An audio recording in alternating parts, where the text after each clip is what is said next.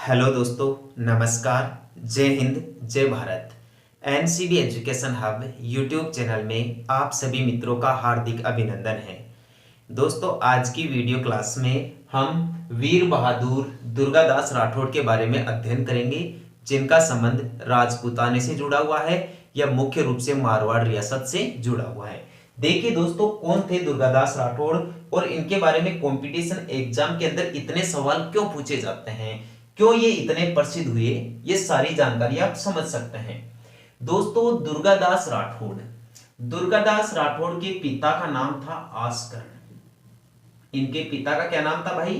आस्करण राठौड़। और ये जो आस्करण थे इनके पिता, ये दोस्तों दुनेरा के जागीरदार थे भाई। कहां के जागीरदार थे?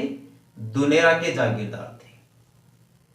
दुनेरा के सवाल पूछ ले जाए कि दुर्गादास राठौड़ के पिता का क्या नाम था? आस्करण। और ये कहां के जागीरदार थे? दुनेरा के जागीरदार थे। इनके पिता आस्करण ने दुर्गादास राठौड़ को केलवा की जागीर दी थी भाई। कहां की जागीर दी थी? केलवा या लोनेवा की जागीर दी थी। ये जो दुर्गादास राठौड़ है दोस्तों, इनके कुछ उपनाम भी है भाई। दुर्गादास राठौड़ के उपनाम इस प्रकार हैं।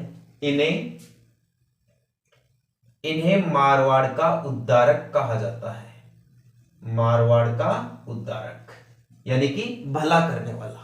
यदि सही अर्थों में देखा जाए तो दोस्तों, मारवाड़ का भला सबसे ज्यादा इन्होंने ही किया था, दुर्गादास राठौड़ ने ही किया था। इसलिए इन्हें मारवाड़ का उद्धारक कहते हैं। इन्हें राठौड़ों का यूलिसीज भी कहते हैं भाई। राठौड़ों का यूलिसीज का मतलब भी दोस्तों उद्धारक ही होता है। इन्हें राजपूताने का गेरीबाल्डी भी कहते हैं भाई। राजपूताने का गेरीबाल्डी बहुत ही गजब का सवाल है दोस्तों। आपसे पूछ ले जाए कि राजपूताने का गेरीबाल्डी किसे कहा गया है? दुर्गादास राठौड़ को कहा गया है। दुर्गादास राठौड़ का एक और उपनाम है दोस्तों। इन्हें मारवाड़ का अणबिंद्या मोती, मारवाड़ का अणबिंद्या मोती भी कहते हैं। बहुत ही गजब का सवाल है दोस्तों। आपसे पूछ लिया जाए कि मारवाड़ का अणबिंद्या मोती किसे कहते हैं? दुर्गादास राठौड़ को कहते हैं। तो दुर्गादास राठौड़ के दोस्तों ये 4 उपनाम हैं। इन्हें इन 4 उपनामों से जाना जाता है। इन्हें मारवाड़ का उद्धारक कहते हैं, राठौड़ों का यूलिसीज कहते हैं, राजपूताने का गेरीबाल्डी कहते हैं, या मारवाड़ का अणबिंद्या मोती कहते हैं। ये जो दुर्गादास राठौड़ है ये केलवा या लुणेवा के जागीरदार थे। यह जागीर इनके पिता से मिली थी भाई। इनके पिता का नाम आस्करण था और ये दुनेरा के जागीरदार थे। ठीक है दोस्तों, अब इन्हें उद्धारक क्यों कहा जाता है, ये कहानी देखिए। कहानी दोस्तों इस प्रकार से है कि मारवाड़ के राजा थे भाई जसवंत सिंह। दोस्तों, मारवाड़ के राजा कौन थे भाई? जसवंत सिंह। जसवंत सिंह की मृत्यु हो गई भाई 1678 ईस्वी में। जसवंत सिंह की मृत्यु कब हो गई? 1678 ईस्वी में। और जसवंत सिंह की मृत्यु हो जाने के बाद में 1678 ईस्वी से लेकर 1708 ईस्वी तक जो मारवाड़ की सीट है ना, वो राजाओं की दृष्टि से दोस्तों खाली थी, एकदम रिक्त थी। यानी मारवाड़ में कोई भी राजा नहीं बन पाया भाई। 1678 ईस्वी से लेकर 1708 ईस्वी तक का ये जो 30 वर्ष का समय है ना दोस्तों, ये 30 वर्ष का समय, ये बीच का, इस टाइम पे दोस्तों मारवाड़ में विकट स्थिति बनी रही भाई। मारवाड़ में कोई राजा नहीं बना। तो इस 30 वर्षों तक मारवाड़ में जसवंत सिंह राठौड़ के उत्तराधिकारी को राजा बनाने के लिए दुर्गादास राठौड़ ने कठिन संघर्ष किया, जिसे 30 वर्षीय संघर्ष कहा गया है भाई। जिसे राठौड़ों का 30 वर्षीय संघर्ष कहा गया है।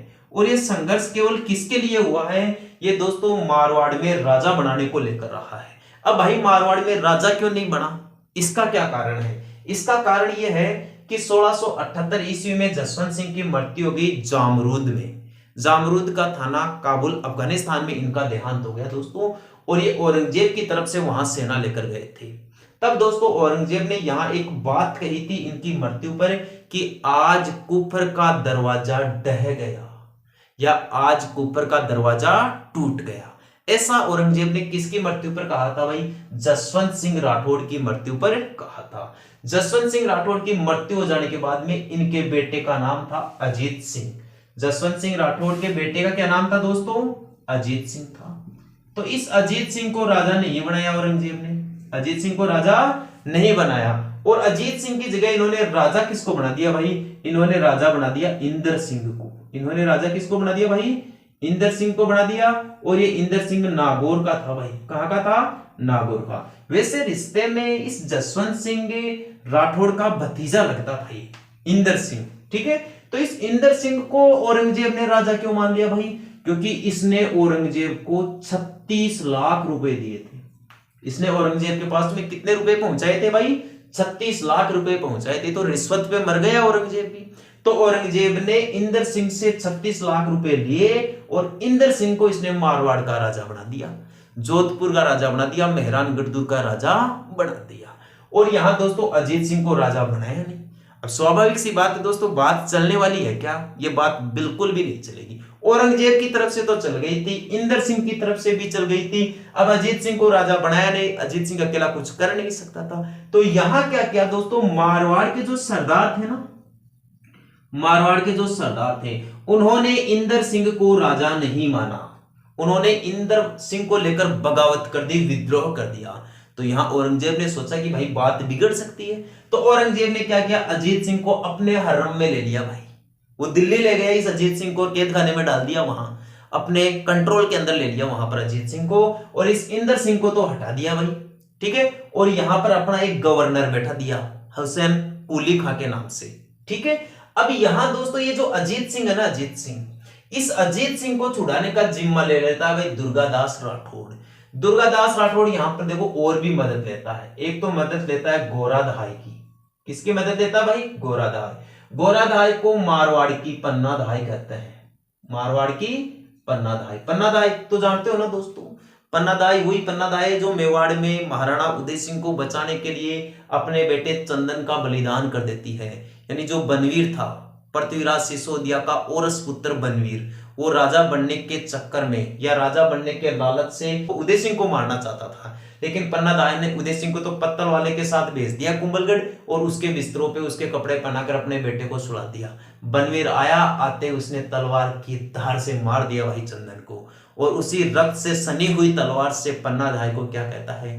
पन्ना, रक्त तो तलवार की शोभा है, क्या बिना रक्त कोई तलवार तलवार कहला सकती है? ऐसा एक मां के बारे में, ऐसा एक मां को कहा गया, उसके ही नजरों के सामने उसके ही बेटे का कत्ल करके। किसने कहा था भाई? ऐसा बनवीर ने कहा था। तो वो पन्नाधाय थी जो मातृभूमि की रक्षा के लिए जानी जाती है, त्याग के लिए जानी जाती है, बलिदान के लिए जानी जाती है, राष्ट्र प्रेम के लिए जानी जाती है। ऐसे दोस्तों मारवाड़ में गोराधाय ने भी भाई एक पर्ण निभाया था, एक वचन निभाया था। इन्होंने भी मदद की थी दुर्गादास राठौड़ की अजीत सिंह को बचाने के लिए। ये जो गोराधाय है, इसकी जानकारी दोस्तों मारवाड़ के राष्ट्रगीत धूसों में मिलती है। इस गोराधाय की छतरी जोधपुर में है भाई। कहां पर है? जोधपुर में। और इसे मारवाड़ की पन्नाधाय कहा जाता है। इसके अलावा दोस्तों दुर्गादास राठौड़ की मदद की थी भाई मुकुंद दास खींची ने। और किसने की थी? मुकुंद दास खींची ने मदद की थी भाई। अब मुकुंदास खींची, गोराधाय और दुर्गादास राठौड़ ये चले जाते हैं दिल्ली में, और यहां से औरंगजेब के चुंगल से छुड़ा लेते हैं अजीत सिंह को और जोधपुर ले आते हैं। जोधपुर में जब औरंगजेब पीछा करवाता है तो दोस्तों ये मेवाड़ की तरफ चले जाते हैं, और मेवाड़ के महाराणा राज सिंह इनकी मदद करता है भाई। मेवाड़ के महाराणा राज सिंह इनकी मदद करता है। लेकिन दोस्तों राज सिंह की भी कुछ समय पश्चात मृत्यु हो जाती है, कुछ समय पश्चात मृत्यु हो जाती है। और राज सिंह के बाद में दोस्तों उत्तराधिकारी बनते हैं अमर सिंह। राज सिंह के बाद में उत्तराधिकारी कौन बनते हैं भाई? अमर सिंह द्वितीय। और अमर सिंह द्वितीय के प्रयासों से 1708 ईस्वी में अजीत सिंह को राजा मान लिया जाता है। अजीत सिंह को राजा मान लिया जाता है 1708 ईस्वी में। इस समय दोस्तों औरंगजेब की तो मृत्यु हो जाती है, औरंगजेब तो मानता नहीं है, और जो औरंगजेब का उत्तराधिकारी बनता है ना बहादुर शाह, वो दोस्तों इसको राजा मान लेता है, अजीत सिंह को मारवाड़ का राजा मान लेता है। जैसे ही अजीत सिंह मारवाड़ की राजगद्दी पर बैठ देता है, यहां से दोस्तों दुर्गादास राठौड़ को भगा देता है। यानी दुर्गादास राठौड़ के बारे में शक के दायरे में आ जाता है ये अजीत सिंह, और कुछ स्वार्थी जो सरदार है उनकी बातों में आ जाता है और दुर्गादास राठौड़ को देश निकाला दे देता है। तो यहां के बाद में दोस्तों दुर्गादास राठौड़ तो दक्षिण में चले जाते हैं, कुछ समय तक ये मारवाड़ में रहते हैं या मेवाड़ में रहते हैं, और मेवाड़ में इनको रामपुरा और विजयपुर की जागीर मिलती है, लेकिन वहां पर ये ज्यादा समय तक नहीं रहते, ये आगे चलकर अपना स्थान छोड़ देते हैं और यहाँ से दोस्तों उज्जैन चले जाते हैं। भाई कहाँ चले जाते हैं? उज्जैन, और उज्जैन में ही इनकी मृत्यु हो जाती है, और उज्जैन में ही शिप्रा नदी के तट पर इनकी छतरी बनी हुई है। भाई शिप्रा नदी के तट पर क्या बनी हुई है? इनकी छतरी बनी हुई है। तो आपसे सवाल पूछ ले जाए कि दुर्गादास राठौड़ की छतरी कहां पर है? उज्जैन में शिप्रा नदी के तट पर इनकी छतरी बनी हुई है। इस प्रकार दोस्तों दुर्गादास राठौड़ ने मारवाड़ में अजीत सिंह को राजा बनाने के लिए 30 वर्ष तक संघर्ष किया था, और इसीलिए इनकी बहादुरी के किस्से आज भी पूरे मारवाड़ में प्रचलित है, पूरे राजपूताना के कोने कोने में सुनाए जाते हैं। दोस्तों यदि आपको लगता है कि मेरे द्वारा दी गई जानकारी आपके कंपटीशन एग्जाम में काम में आ सकती है, तो दोस्तों अपने YouTube चैनल को लाइक, शेयर और सब्सक्राइब जरूर करें। ठीक है दोस्तों, आज के लिए इतना ही। कल फिर मिलेंगे इसी वक्त इसी YouTube चैनल पर। जय हिंद, जय भारत, धन्यवाद।